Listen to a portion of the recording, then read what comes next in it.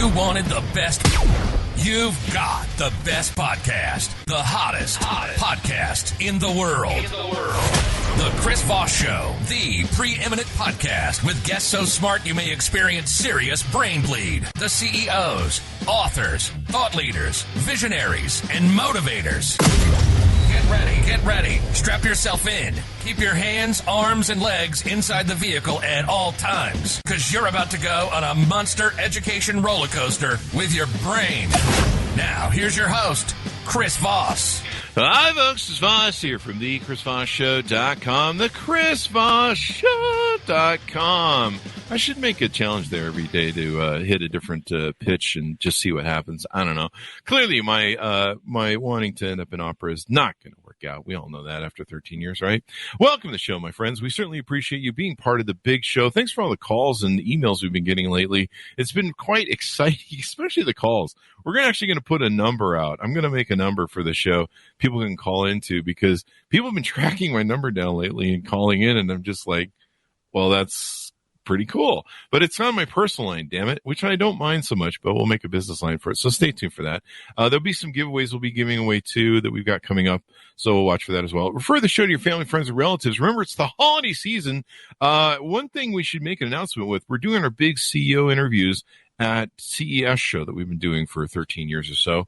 And those are coming up. So stay tuned for that. There'll be a bunch of products we'll be reviewing, of course, as we always do from CES show. And it's going to be exciting. That's going to be the first week of January. So you'll see a flood of our interviews there where we sit down with CEOs of major corporations and talk to them about, what the hell is this?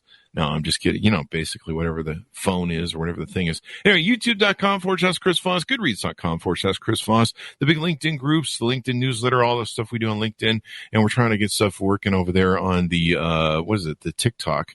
But we just can't be cool. So we're trying to get our mojo on, or whatever that means. Anyway, we have an amazing author on the show. He's the architecture critic of the New York Times. You may have heard of it. It's been around for a couple hundred years. I think at least 100 or 200 years. I'm just making stuff up as I go along, people. He's on the show with us today. He's going to be talking about his newest book that comes out. It's yesterday, November 29th, 2022. I can't believe it's almost Christmas. The Intimate City, Walking New York. Michael Kimmelman is on the show with us today. As I mentioned, he's the architecture critic. He can be architectural if he wants. I mean, it's a free country.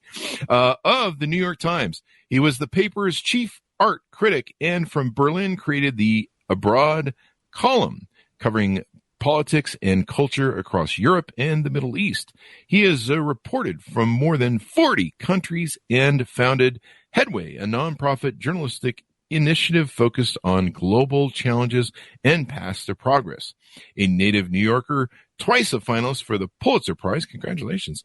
Kimmelman is the author of The Accidental Masterpiece on the Art of Life and Vice Versa, and Portraits, talking with artists at the Met, the Modern, the Louvre, and elsewhere. I'm not sure where elsewhere is that. Is that a place, or is that just everywhere? Welcome to the show, Michael. How are you? Fine, Chris. Thanks. Happy to be here. Congratulations on the new book. We're glad to have you. Give us your .coms wherever we want people to find you on the interwebs and get to know you better.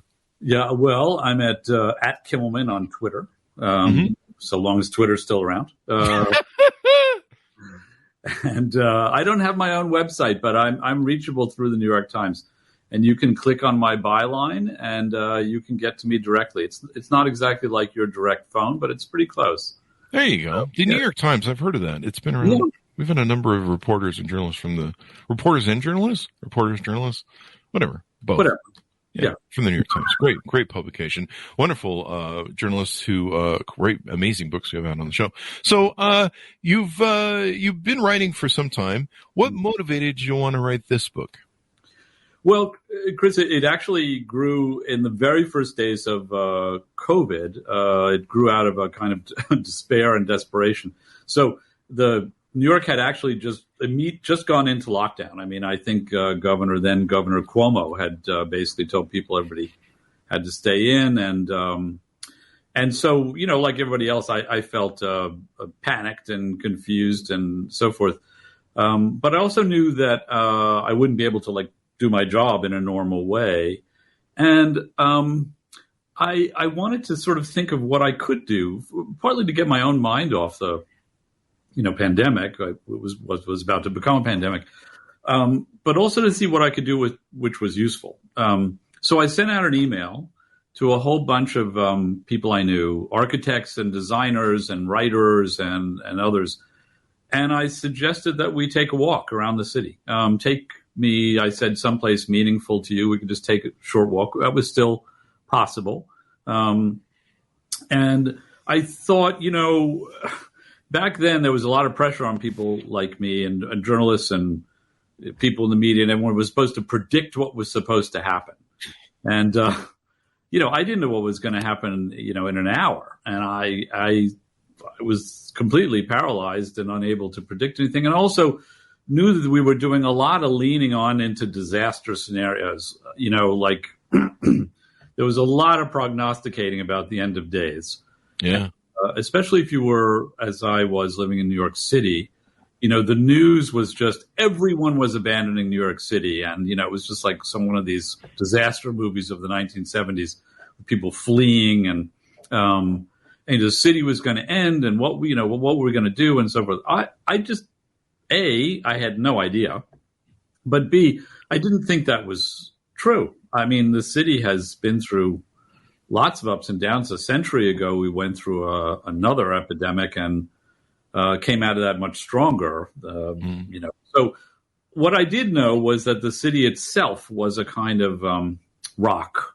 It was something we all shared. It was something we could see outside our windows. It was something that gave us a sense of community when we were suddenly locked inside. So I thought walking around would be kind of a distraction and a joy, and it would give me something to do besides worry about my family. Yeah. And, so that's how it started, and then it just grew over time. Because I think people were glad to get something that wasn't just another, gloom and doom story about the pandemic. But then also, I think it was something that bound us together, because that's what cities, at their best, do.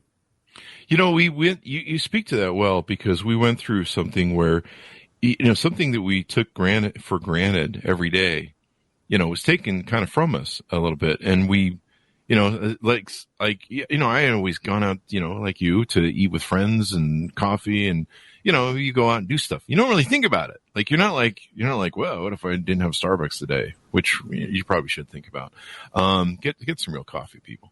But you suddenly couldn't go out to eat with people, and you lost your society, your community, and you're just like, well, you got to go spend time, with the wife and kids. And have you seen my kids? No, I'm just kidding. I don't have any kids. That's the way that joke works. But I've seen other people's kids, and they should really, anyway, I'm just kidding. Being funny. Just offend everyone's kids, Chris, on the show. That'll make for great audience pleasure. We lost everybody who doesn't have kids, Chris. 3 people are listening to the podcast. Anyway, before I segue again.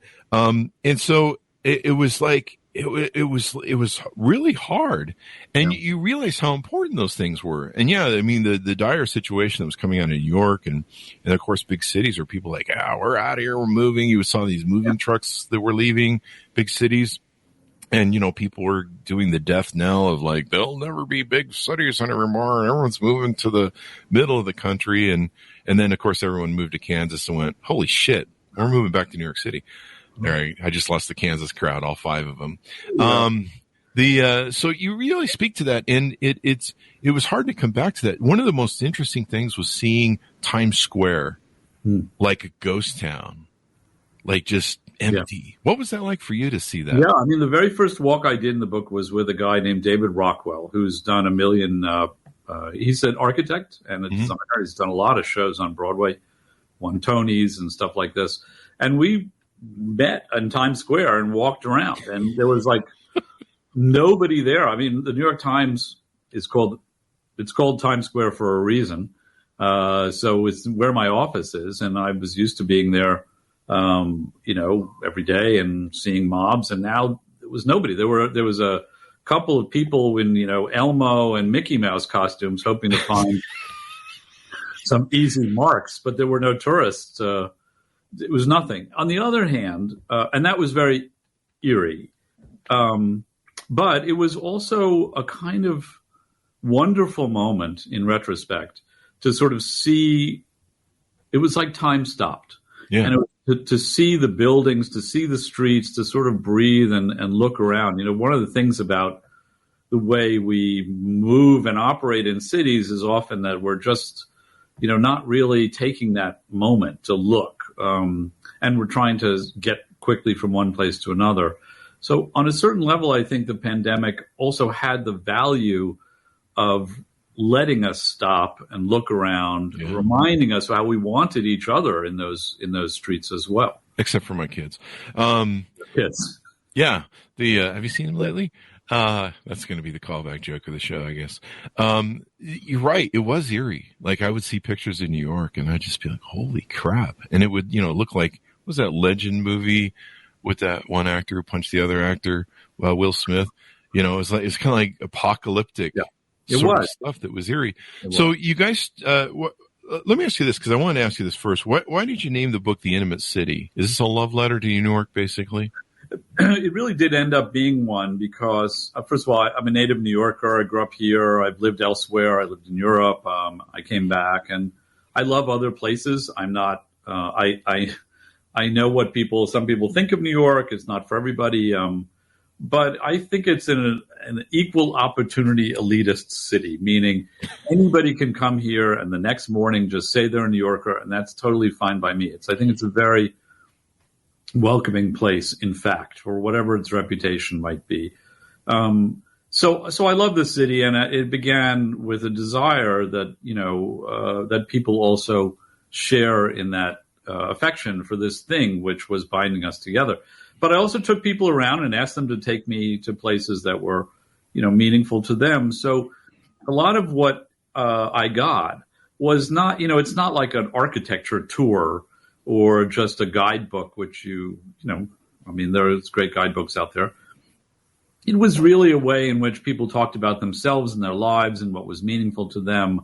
And in some cases about their childhoods and the neighborhoods where they grew up. And, because cities are lived places. They're not accumulations of buildings or landmarks. And everybody has a different experience. When I moved through Greenwich Village, where I grew up, I have a million feelings. I'm not checking off the box of the name of an architect who did a building on a particular street. And that's a good case where I was walking around with somebody, and he was just pointing out how the neighborhood had changed, and a street that I had basically grown up on, I'd never really looked at. I never stopped in that way to think about how the street and the city in general got to take the forms that it did.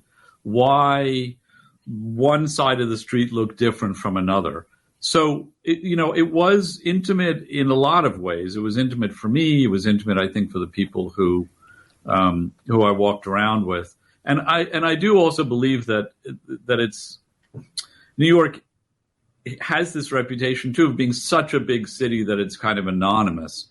But in fact, it's made up of millions of people who are neighbors and know each other and have their streets and communities where there's very tightly bound together. And there's a lot of intimacy in the city in the best sense of the word.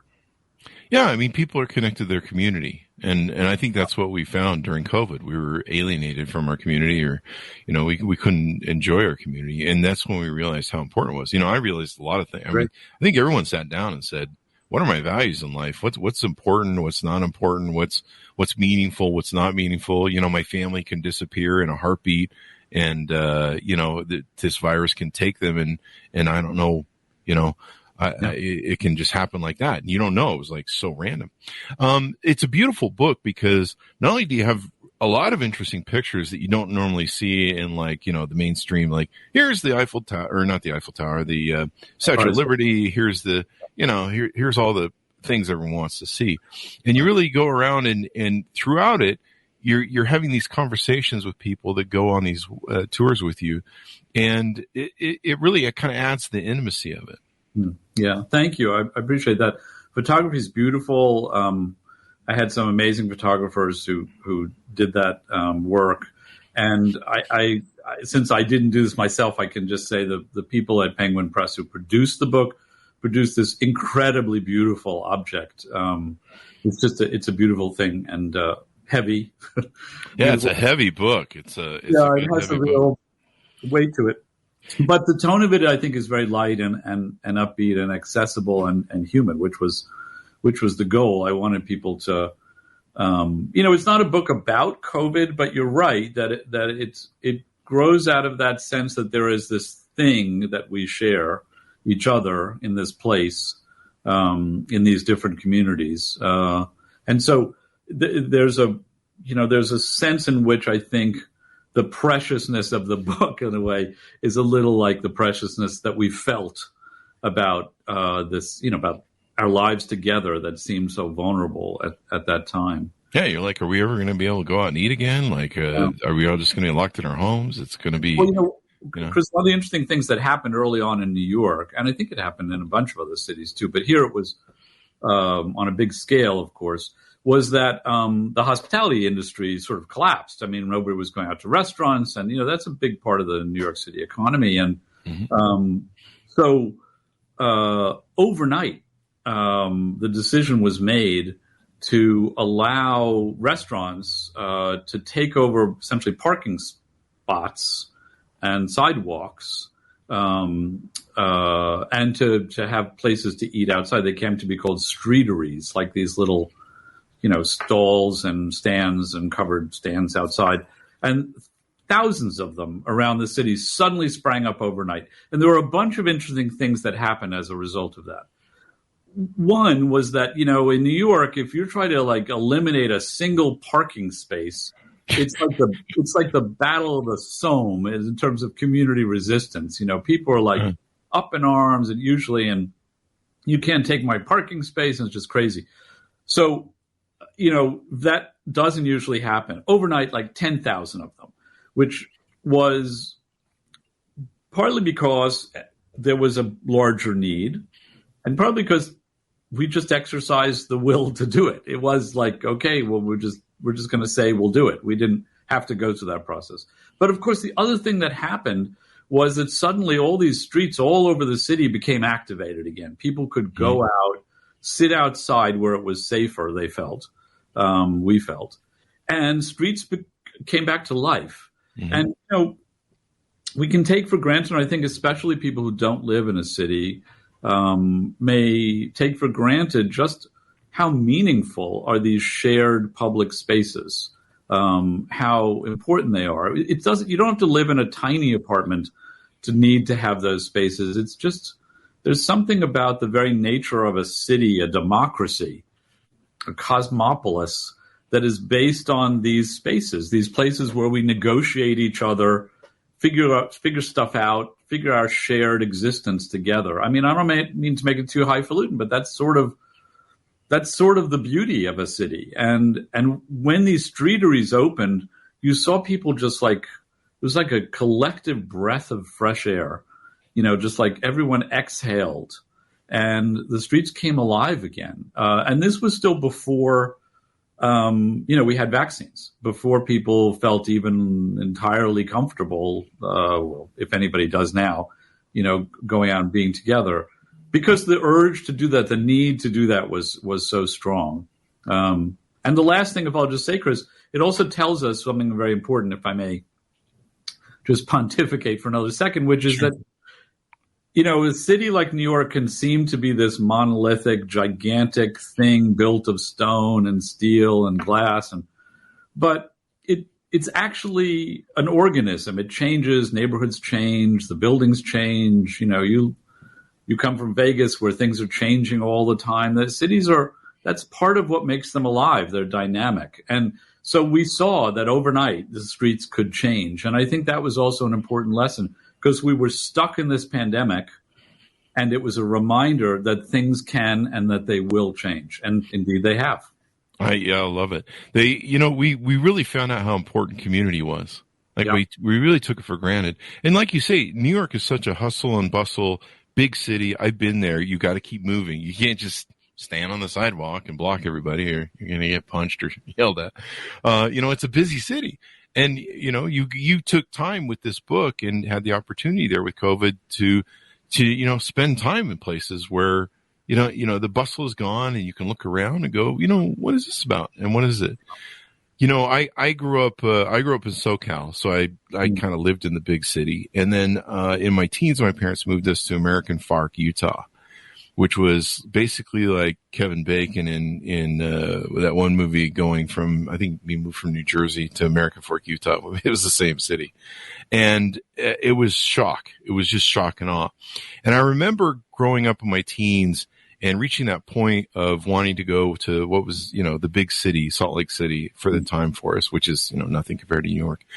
But still the vibrancy of going there. And this is back in the age when cruising was what you did as teenagers. I don't know if you remember that. Of course. But you cruise to go meet girls in your teens, and, you drive up and down State Street and just do that over and over all night long. Like, it seems kind of silly now, but it actually was probably better than dating on dating apps. But, there was a vibrancy. You go to the city and there was a aliveness there. There was a feeling of energy. The big buildings, just implied that there was something going on. One of my favorite lyrics and songs about Manhattan in New York was written by Rush, Neil Peart, The Camera Eye. I don't know if you've ever read the lyrics from that or been a fan, but he wrote some beautiful lyrics about just the excitement of the city, the feel of Manhattan, the feel of being in those places and finding those.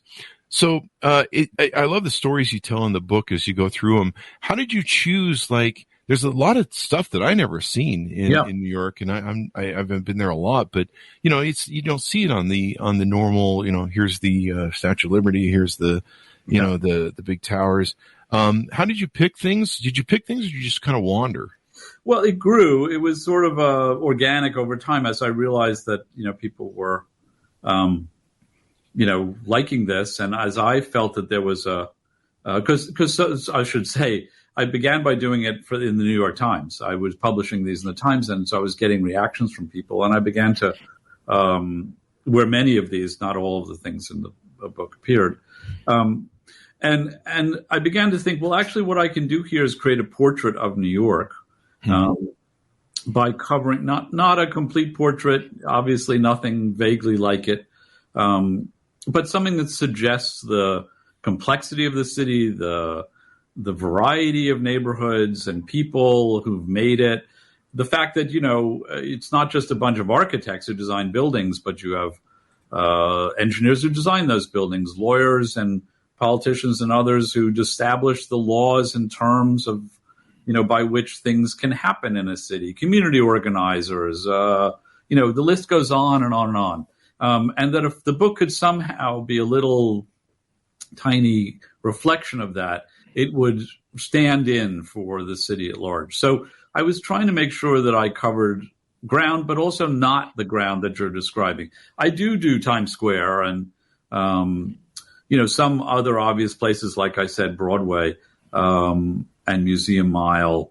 But it's really to give you a sense of just how rich and unending the city is. Like you were saying, Chris, you can't stand on a street corner without getting bumped or punched for too long. But the truth is the city, and this is a lesson to me, I have to say, even as someone who's lived here for most of my life, the city is full of places which are, some of them look like the country. Some of them are very suburban. Some of them are, sprawling neighborhoods of single family houses. Some of them are some weird mix. The tall buildings, and like I was in Forest Hills, Queens. Forest Hills, Queens was a planned community a century ago, when Queens was still farmland, a little over a century ago, which was built to attract essentially people from Manhattan who wanted to move to the suburbs, but still on these newfangled subway lines. And it's basically, the countryside with houses in it. It's like an English village. Mm-hmm. And right next door, right across the street, are these big, tall buildings where lots of new immigrants have moved in. Again, a really wonderfully complex, hard to describe thing. It's not a single thing. And you get out at a subway station in Forest Hills, having come from, let's say, Times Square, it's like you've gone to another world entirely. You've gone into the English countryside. So, I mean, I think I wanted to give some sense of that. And I also wanted to talk to a guy named Eric Sanderson, who's just great. Eric is a scientist, an ecologist, and has studied the evolving geography and topography and ecology of the city. So he and I looked back. We pretended that we were in the city back when Henry Hudson first sailed into the harbor in 1609. Mm. What would we see? And that conversation took us back like 450 million years.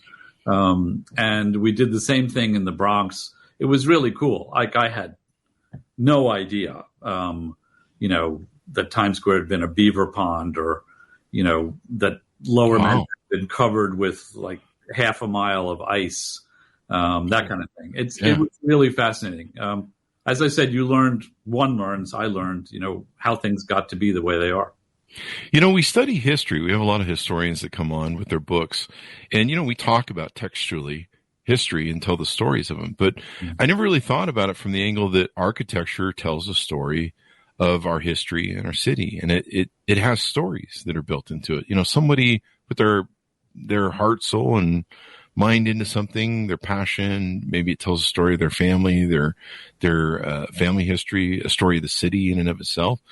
And so really these things are not only visually appealing, to us. You look at text in a history book, and I certainly did in high school, and I was like, oh God, I got to read stuff. But with architecture, you can look at it and you can go, that's really interesting.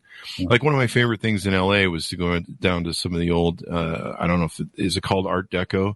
Some of the Art Deco of LA that, that kind of, that wonderful feel that you get from, the old Hollywood sort of. Downtown LA is full of that. Yeah. City Hall and. I love it. I see it and I just like, this is so awesome. I wonder where it came from.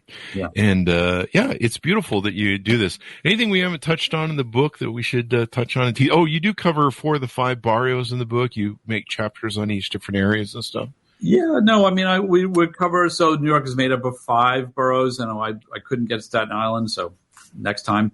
But I try to cover a lot of ground, and, my hope is that people will read the book who live in New York, who want to come to New York, who just think about New York, who think about cities, and will read it entirely for pleasure. I think it's not meant to be a textbook. It's meant to be deeply personal because, as you say, Chris, buildings are lived in, communities are lived in, and I think that sense of life and how we express ourselves in the communities we create, the places we build. That's sort of what New York, like other great cities, is all about. So I hope people get that from the book, and I hope they find it beautiful because I certainly am so grateful that it's such a nice looking object too. I liked it because I could go through it and I didn't feel like I had to read from beginning to end. Right. I was found myself fishing through the pictures. Yeah. And and there's pictures on, I think, almost every page or every couple pages, about every other page or so. And so I found myself kind of just flipping through, and then I'd see like, hey, what is that? That's really interesting. Yeah. And then I get to reading the conversations that you had around the pieces. And so I really liked it because it didn't feel like it was a book that was forcing me to like, you must start on page 1 or you want to know what's going on. And you could just like jump around, you can hop around and you can just fiddle with it when you want, pick it up when you want. Absolutely. And so that made it really good. A pleasure. Yeah. Thank you for that. I appreciate it. Yeah, it made it for a fun read. Yeah, and it's also, I will say, since you're allowing me to do this, it was also intended when I did the walks that somebody could take these walks. So you can go with the book or with the audio version of Kindle, whatever, and you can go around to these places and see them yourself. They were designed as walks. Yeah. So, I do hope it'll inspire people who come here. When we walk around a place, I think we come to feel that we on some level own it, that we have come to, it becomes ours. Why do we get on an airplane, save money, deal with TSA and all the hassle of an airplane and fly someplace and deal with jet lag maybe, and then walk around. It's because on some level, it's not just a bucket list thing. It's because then we believe that on some level it becomes a part of us too. It's ours. And I think that's what I hope the book conveys. And it's sort of what I meant about New York too. You know, it's a place for everyone. I really do believe that. It doesn't mean that everyone has to love it, but I do believe it's open. It's an open city, and that's a really, to me, a very joyous thing about it. Definitely. And then if you go to probably many of the sites that are in here, you'll avoid the tourist crowds. You will indeed. That's what anytime I go to downtown Las Vegas, I'm like, effing tourists. Oh my gosh. You know, they're walking around going, oh, lights. I've never seen lights before. And you're like, get out of my way. It's a casino, man. It's been here forever. Get over it. But no, that's the beautiful part about New York. Was there a favorite barrio or area you had that you loved the most architecture wise? I mean, am I putting you on the spot? No, you're not putting me on the spot exactly, but I can't say there's one. Look, I did a walk around my old neighborhood, and I do love the Village. It's it's sort of in my bones. The other night I woke up dreaming that I was in my childhood bedroom. Everybody does this, but that included the traffic noise outside the window. Wow. So it's sort of something I still have family in that neighborhood. I live uptown now, but that was fun to go do that because, again, I was able to see things I didn't know. I'd never thought about because I'd just taken it for granted.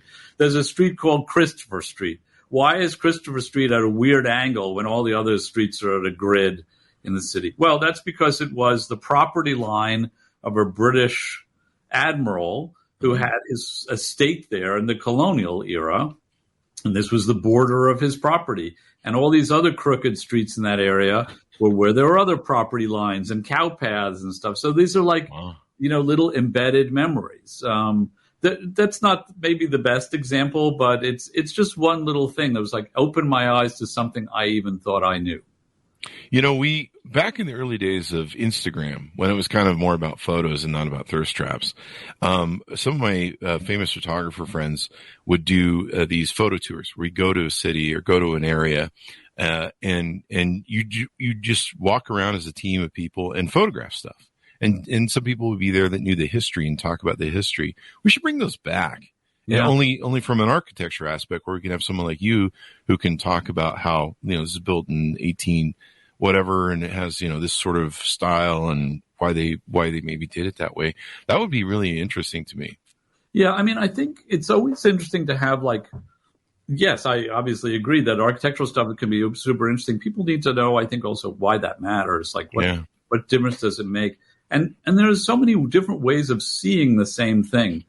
Chris, I don't know where your fictional children are now, but it's a funny thing about kids, because if you have kids, parents know that you take them to a place and you want to show them something. This is a famous building that was designed so, and they're like watching a balloon go up in the air or noticing a bottle cap on the street, or they're in the same place, they're occupying the same space, but having a completely different experience about what matters. And I think, that's not wrong. That there are a lot of different ways we can unpack the places we move through and live in and what they mean to us. If we just take the time, and that's sort of, as I said, what this project allowed me to do and a few other people, thanks to COVID. COVID was also a lesson. It is a lesson, I suppose, but crises can be opportunities. They're not only disasters. And for me, it was an opportunity to look around and see things a little more slowly, which is, you always get stuff you just didn't get before if you stop and look. Yeah. I think the reason I appreciate this is I was a photographer for a lot of years, and one of my favorite things was to go jaunting for a day, do day jaunts where I go someplace and shoot. And in Southern California, I was living at the time. There's so many different places to go shoot. And my favorite place to go shoot of all times was Venice Beach.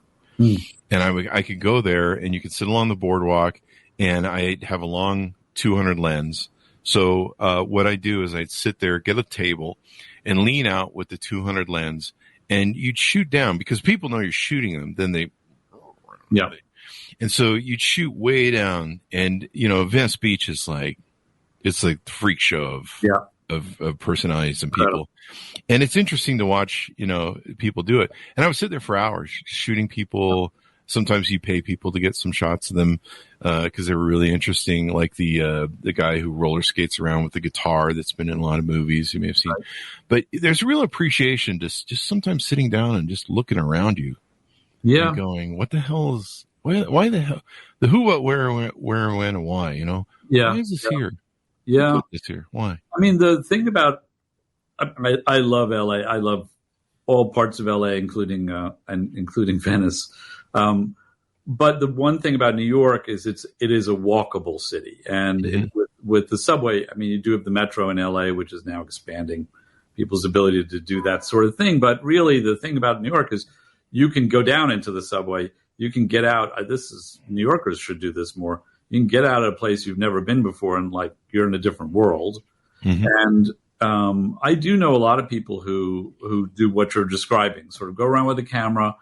I have a good friend, Daniel Arnold, who's an amazing photographer. And that's he does sort of what you're describing. He's just like out there all day looking for these kind of unexpected views, unexpected people. It's something the city like offers up to you because there's just so much happening, so many people passing by, so many different views, so many different places for you to, look out over the water or look down a long street. And I find it inspiring. And I think Daniel is like a good example of a photographer like you describing, just the sort of wonder of being in a place where unexpected stuff is always happening. And you catch funny moments too.